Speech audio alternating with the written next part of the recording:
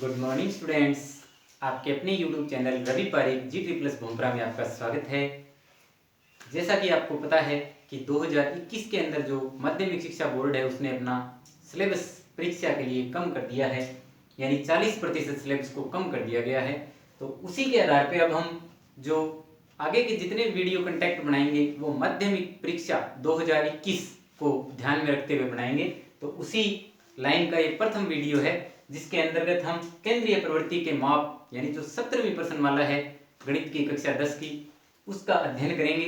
आपको ये पता होना चाहिए कि पहले ये 6 नंबर की प्रश्नमाला थी, यानी कि इसमें से एक 6 नंबर का प्रश्न बोर्ड के पेपर में आता था। लेकिन चूंकि इस वर्ष इस प्रश्नमाला के अंदर जो 3 टॉपिक है माध्य, माध्यक और बहुलक, उनमें से एक टॉपिक बहुलक को कम कर दिया है। तो इसका मतलब 2 टॉपिक बचे इसमें, माध्य और माध्यक। तो उससे संबंधित अगर 6 नंबर का आएगा क्वेश्चन तो उनसे संबंधित आएगा। और हो सकता है प्रश्नमाला का वेटेज भी बढ़े, यानी 6 नंबर की जगह प्रश्नमाला 7, 8 या 9 नंबर की भी होगी। क्यों होगी? क्योंकि जो 40% जो मर्ज हुआ है सिलेबस, कुछ प्रश्नमाला हटी भी है। जैसे एक वास्तविक संख्याएं, इसमें दूसरा चैप्टर है, वो पूरा का पूरा हटा दिया गया है। तो इसका मतलब उसका जो अंक है वो डिवाइड होकर अन्य के अंदर जाएंगे। तो इसका मतलब इनके नंबर बढ़ भी सकते हैं। तो ये अपने लिए अब 17.1 से लेकर और जहां तक माध्यक के सवाल आते हैं 17.6 तक है शायद, तो ये सारे सवाल अपने लिए अत्यधिक महत्वपूर्ण हो जाते हैं, जो आपको 8 से 10 नंबर तक बोर्ड की परीक्षा के अंदर दिलाएंगे और बहुत ही आसान सी प्रश्नमाला है। तो सबसे पहले इसके अंदर हम आज की वीडियो के अंदर टॉपिक पढ़ेंगे माध्य।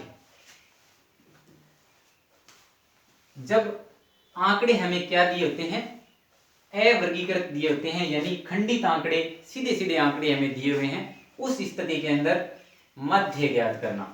क्या ज्ञात करना? मध्य। इसको औसत भी बोलते हैं या समांतर माध्य भी बोलते हैं, दोनों इसके नाम हैं।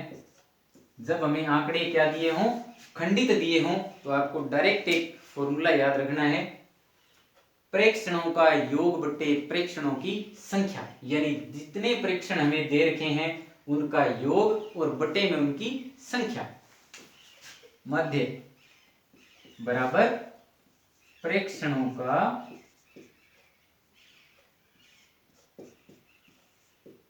योग बटे प्रेक्षणों की संख्या। प्रेक्षण का मतलब यहाँ पर डाटा है, जो भी डाटा हमें दिए हुए हैं, जैसे ये अंक इसमें यहां तक दिए हुए हैं। पहला ही प्रश्न है ये 17.1 का कि किसी कक्षा के 10 छात्रों के प्राप्तांक ये हैं तो मध्य ज्ञात कीजिए। क्या ज्ञात करना है इसमें? मध्य ज्ञात कीजिए। इन प्राप्तांकों का हमें मध्य ज्ञात करना है, यानी कि एवरेज, औसत या मध्य हमें ज्ञात करना है। तो सीधा सीधा आपको फॉर्मूला याद रखना है, प्रेक्षणों का योग बटे प्रेक्षणों की संख्या। तो ऊपर प्रेक्षण हमारे पास ये हैं 52, 75, 40, सबका योग करना है। तो 52 plus 75 plus 40 plus 70 plus 43 plus 40 65 35, 40 plus 65 plus 35 plus 48 plus 52, और बटे में क्या आएगा? प्रेक्षणों की संख्या, यानी कुल आंकड़े कितने दिए हुए। तो इसने पहले ही कहा कि कक्षा में 10 छात्र है, या वैसे आप काउंट कर लो 1 2 3 4 5 6 7 8 9 10, तो बटे में क्या जाएगा? 10। अब क्या करना है? ऊपर सबको जोड़ना है, तो इसको जोड़ोगे आप, तो इनको जोड़ने पर आपको प्राप्त हो जाएगा 520, और बटे में क्या है? 10। तो 10 का 520 में भाग देंगे, हमारे पास संख्या कितनी आ जाएगी? 52, या सीधा इसे कैंसिल आउट कर सकते हो 0 से 0। तो अतः छात्रों के अंकों के या प्राप्तांकों का मध्य बराबर 52। बहुत ही आसान सा प्रश्न है। जब आपको अवर्गीकृत आंकड़े दिए हो, प्रश्न कोई भी हो, संख्या चेंज हो सकती है, तरीका कभी भी नहीं बदलेगा। अवर्गीकृत आंकड़े आपको दिए हुए हैं, सबको जोड़ना है और जितने हैं उतने का भाग देना है, यानी प्रेक्षणों का योग बटे प्रेक्षणों की संख्या। तो आप आसानी से मध्य ज्ञात कर सकते हो। प्रश्नमाला 17.1 का ये दूसरा प्रश्न भी बिल्कुल इसी तरह का है। आप करोगे जैसे इसमें 4 आंकड़े दिए हुए हैं, तो चारों को जोड़ना है और 4 का ही भाग देना है, आंसर आपको प्राप्त हो जाएगा। तीसरा प्रश्न देखेंगे, इसमें थोड़ा सा अंतर है। तीसरा प्रश्न, प्रश्न नंबर 3, यदि 3, 4, 5, 8, 5, x 3, 2, 1, x 3, 2, 1 का समांतर माध्य 4 हो, इन अंकों का समांतर माध्य, समांतर माध्य भी वही बात है, मध्य ही है, इसका मतलब मध्य कितना है 4 हो तो x का मान ज्ञात कीजिए, x का मान ज्ञात करो। अब देखो, चाहे मध्य आपको ज्ञात करना है, चाहे आपको मध्य दिया हुआ है, फॉर्मूला हम वही प्रयोग में लेंगे। मध्य का फॉर्मूला क्या है, प्रेक्षणों का योग बटे प्रेक्षणों की संख्या, यही फॉर्मूला आपको प्रयोग में लेना है, चाहे आपको मध्य ज्ञात करना है, चाहे मध्य दिया हुआ है। तो इस प्रश्न के अंदर अगर हम देखते हैं तो हमें मध्य दे रखा है 4, तो जो हमने पहले प्रश्न में ज्ञात किया था वो तो इसमें पहले से दिया हुआ है। तो जो दिए गए आंकड़े हैं उनमें से, या जो प्रेक्षण है उनमें से एक प्रेक्षण यहाँ पे विलोपित है, इस प्रेक्षण को हमें ज्ञात करना है, तो वो हम ज्ञात कर सकते हैं। देखो मध्य हमें पहले से पता है कितना है 4, तो मध्य की जगह हमने क्या पुट कर दिया 4 पुट कर दिया।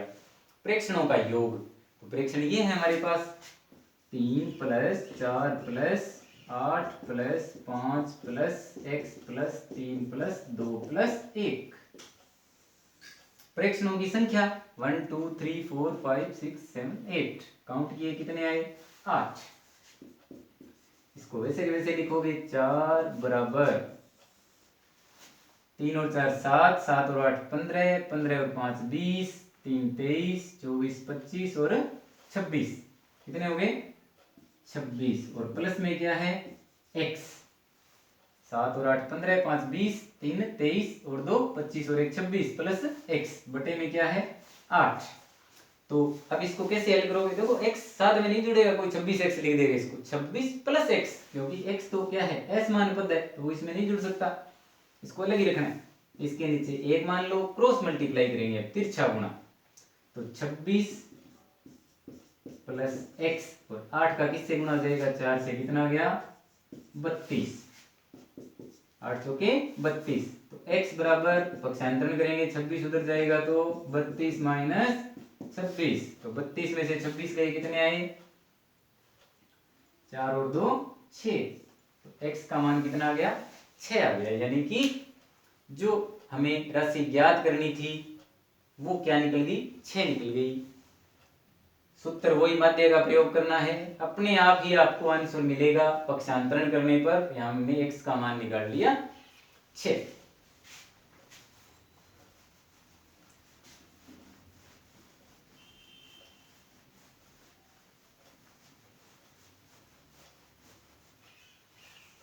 इसके बाद प्रश्नमाला में देखो आप, प्रश्न नंबर 4, 10 खिलाड़ी, यानी क्रिकेट के खिलाड़ी ने 10 पारियों में इतने रन बनाए तो उसका रनों का औसत ज्ञात कीजिए। तो जितने आंकड़े हैं उनको जोड़ के 10 का आपको क्या करना है भाग देना है।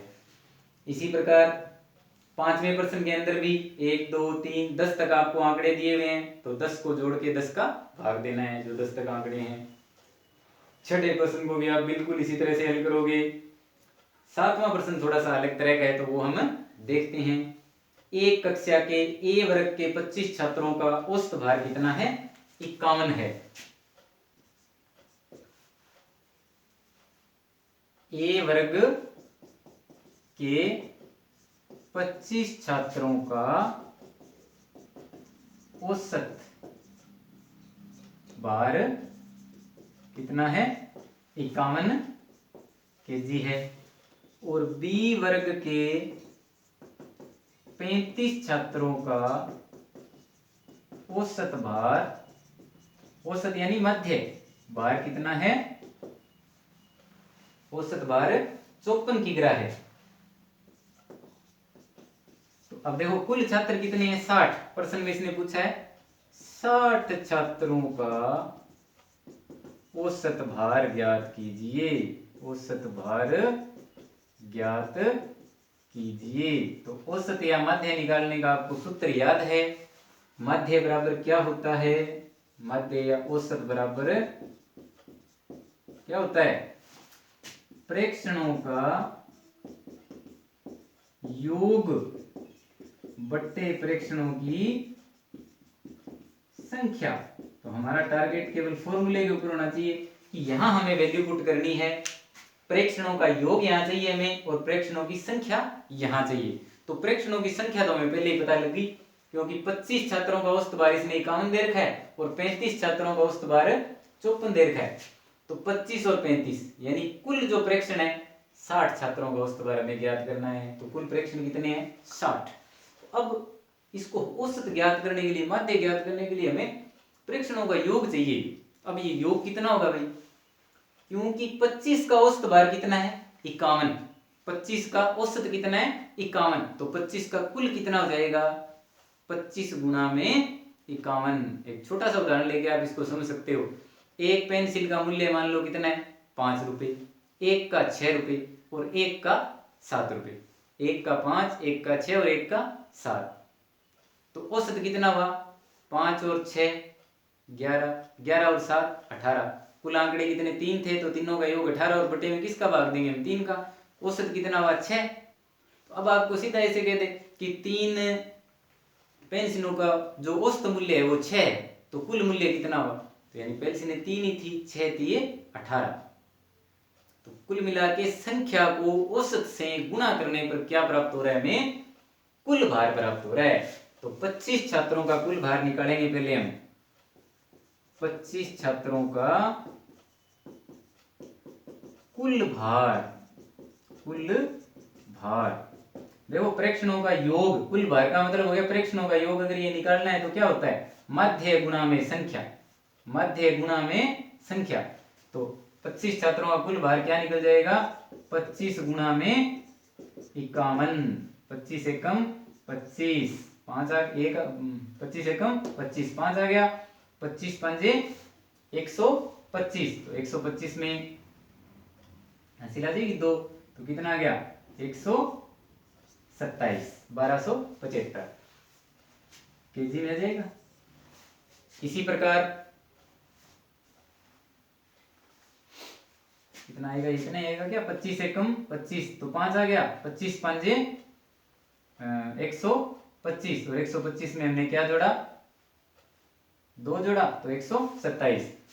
इसी प्रकार दूसरा क्या है 35, तो 35 छात्रों का कुल भार, तो 35 और औसत कितना है 54, 35 गुणा 54 गुणा कर लोगे कितना आएगा, 35 को 54 से गुणा करोगे कितना जाएगा, अलग से गुणा कर लेते हैं हम। देखो 5 चौके 20 और 5 पंजे 25 और 2 27,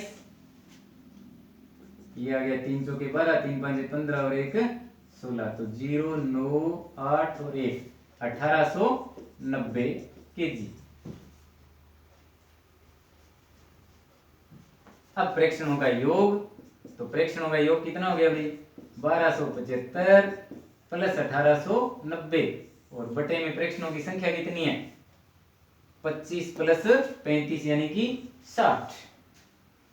तो दोनों को ऐड कर लोगे कितना होगा और बटे में 60 का भाग दे दोगे।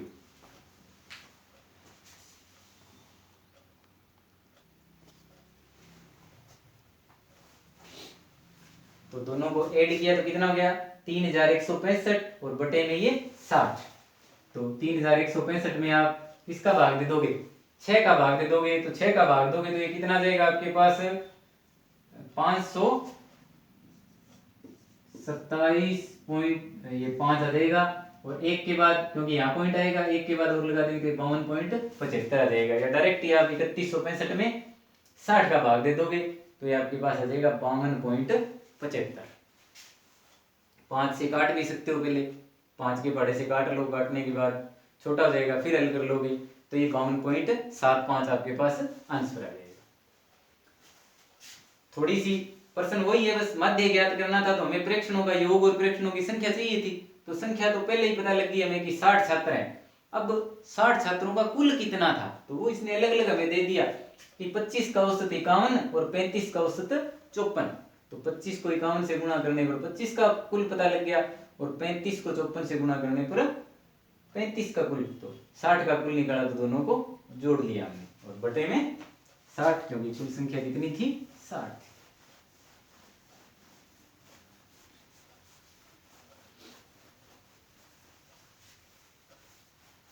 कोई भी अलग तरह का प्रश्न इसमें हम कोशिश करेंगे भी नहीं रहे, तो जैसे 8वां प्रश्न है, ये भी थोड़ा सा डिफरेंट है। 8वां प्रश्न भी हम इसमें हल करेंगे। 5 संख्याओं का औसत 18 है, यदि एक संख्या हटा दी जाए तो औसत 16 हो जाता है, तो हटाई गई संख्या ज्ञात कीजिए। 5 संख्याओं का औसत, 5 संख्याओं का औसत कितना है 18 है, और यदि एक संख्या हटा दी जाए, एक संख्या हटा दी जाए तो औसत कितना है 16 हो जाता है। एक संख्या हटा देने पर औसत कितना हो जाता है 16 हो जाता है। तो हटाई गई संख्या हमें ज्ञात करनी है, हटाई गई संख्या ज्ञात कीजिए।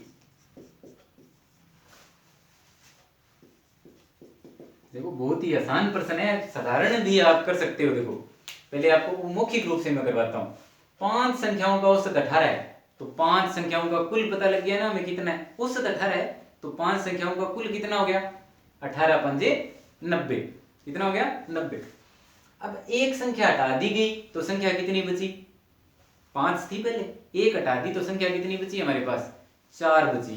तो 4 का औसत कितना है, यहाँ पे ना एक संख्या हटा दी जाए तो औसत 16, यानी 4 का औसत कितना है 16 है, तो 4 संख्याओं का कुल कितना हो गया 16 चौके 64। अब 5 का औसत 5 का कुल कितना था 90, और 4 का कुल कितना है 16 चौके 64। तो अब बची हुई संख्या एक हटी है तो औसत कितना कम होएगा, हमें पता लग गया कि वो कौन सी संख्या हटी है, 90 में से 64 घटाने पर जो आएगी वो संख्या घटी है, बस वही क्या है वो संख्या है। तो डायरेक्ट आप याद करोगे 5 संख्याओं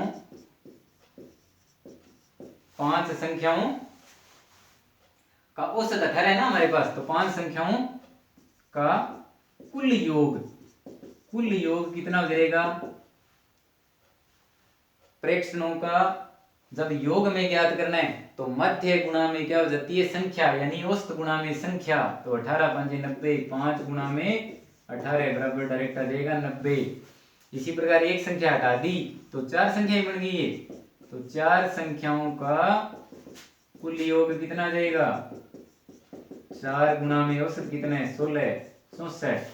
तो यहां से आप हटाई गई संख्या ज्ञात कर सकते हो, हटाई गई संख्या बराबर 90 माइनस 64, तो कितना आ गया 26।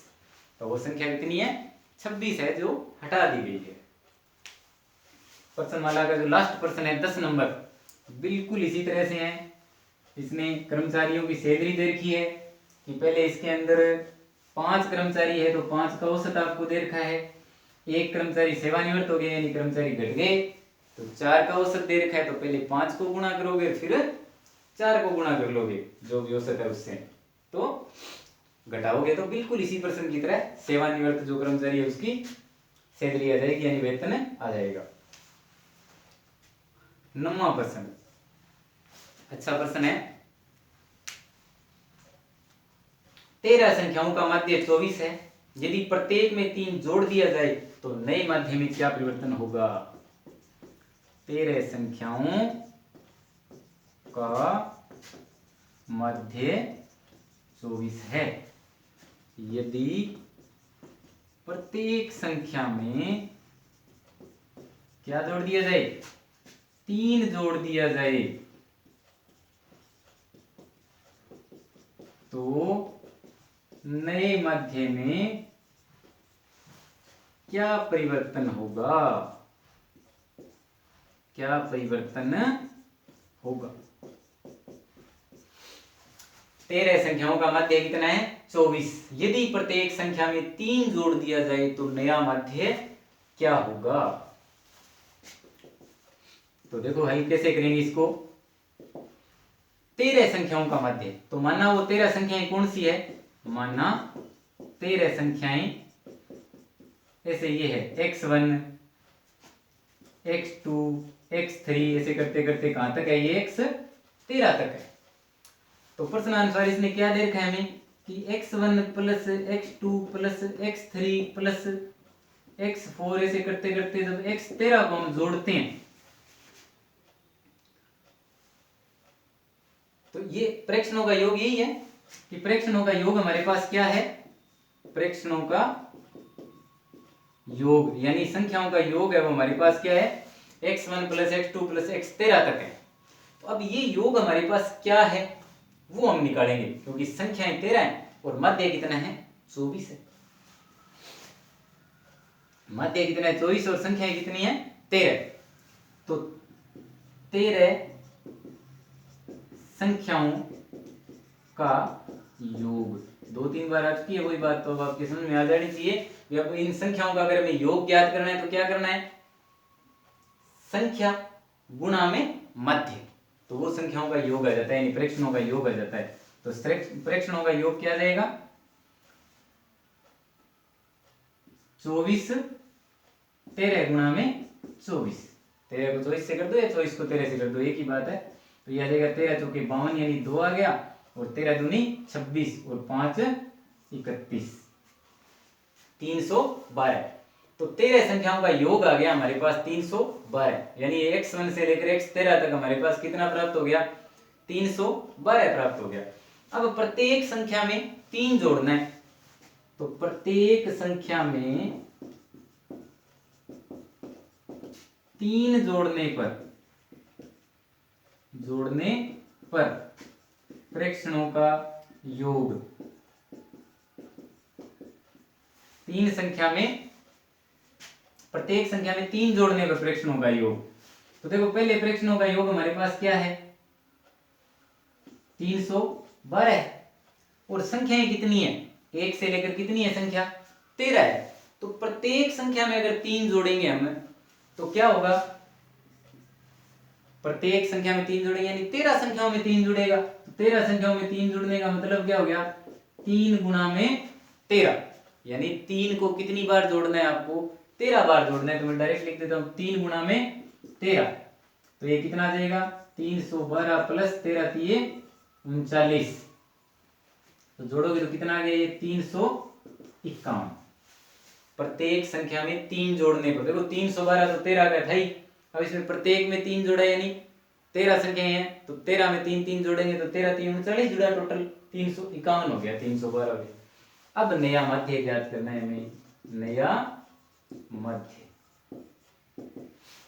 तो प्रेक्षणों का योग बटे प्रेक्षणों की संख्या, ये होता है सूत्र बटे प्रेक्षणों की संख्या। तो देखो नया मध्य ज्ञात करना है तो प्रेक्षणों का नया योग क्या आ गया हमारे पास 351 और प्रेक्षणों की संख्या कितनी है वही 13 ही पड़ी है, इसमें तो कोई चेंजिंग आई नहीं। 13 के अंदर प्रत्येक में ही एक जोड़ना था, तो 13 थी 39, बचे कितने 13 थी 39 ज्यादा हो गया, 13 दूनी 26, तो 26 इसमें घटाओगे 9 1 91, 13 7 91 यानी कि नया मध्य हमारे पास क्या आया 27।